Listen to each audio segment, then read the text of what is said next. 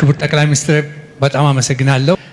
ከሁለት ቀን በፊት ኒውዮርክ ታይምስ the world is in chaos what next የሚል ጥያቄ ጠይቆ ነበርና likely scenarios ተብሎ አንድ አምስት ነገሮች አስቀምጠዋል።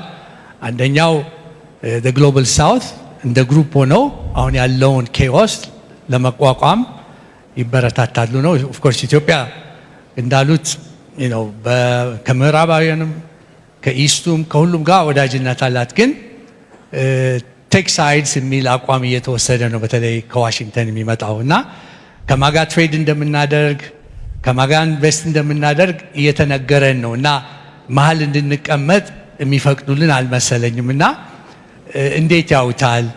ትልቅ ሀገር ነን ግን እነሱ ደግሞ ሱፐር ፓወር ናቸውና ሳይድ ውሰዱ እያሉን ስለሆነ እንዴት ያውታል ነው አጭር ጥያቄ ነችና ሰፋ አድርገው ቅድም ሜንሽን አድርገው ነበር። እቺን ስጠይቅ ስለፈቀዱልኝ አመሰግናለሁ።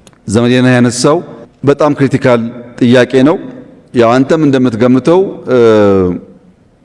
ሙሉን ዘርዝሬ አልመልሰውም።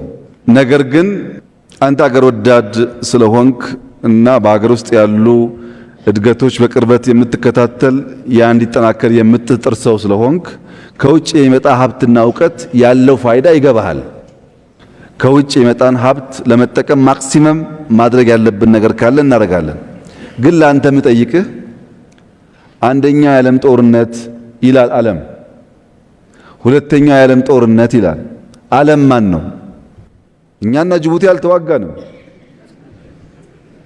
የነሱ ጦርነት የዓለም ጦርነት፣ የነሱ ረሃብ የዓለም ረሃብ፣ የነሱ እድገት የዓለም እድገት፣ የነሱ ምቾት የዓለም ምቾት። እነሱ ጋር ያልሆነው ነገር ግን ሰከንደሪስ። ይሄ ነው የዓለም እውነታ። ለዚህ ነው አገር በቀል በሆነ እሳቤ ተያይዘን እንውጣ እያልን ያለን። ኢንቨስትመንት በሚመለከት በእኔ እምነት አንተም እንደምታምነው አንድ የሚባል ሳውዝ አንድ የሚባል ዌስት ያለ አይመስለኝም። አንድ የሚባል ሳውዝ እና ዌስት ብቻ ሳይሆን አንድ የሚባል ኤክስ ሀገር ያለ አይመስለኝም። በዛ ሀገር ውስጥ ከፍተኛ የፖሊሲ አመለካከት ዲቪዥኖች አሉ። ከፍተኛ በነዛ ሁሉ ክፍልፋዮች ውስጥ የኔና አንተ ስራ እየገቡ ኦፖርቹኒቲስ መውሰድ። የሚጣሉ ካሉ ባካችሁ አትጣሉ፣ ጥላ አያስፈልግም። ከተጣላችሁም ለቀይ ባህር መሆን አለበት። እንደዚሁ በባዶ አታርጉት ብለን እንመክራለን። ወንድ ልጅ መጣላቱ ካልቀረ አገር መጣላቱ ካልቀረ ብለን እንመክራለን። አንዳንዱ ነዳጅ ያጣላዋል፣ አንዳንዱ ክብር ያጣላዋል፣ አንዳንዱ ነገ ማን ይቀድመኛል ያጣላዋል፣ አንዳንዱ ቀይ ባህር ያጣላዋል እና እንደ አግባቡ መጠቀም ጥሩ ነው ለማለት ነው።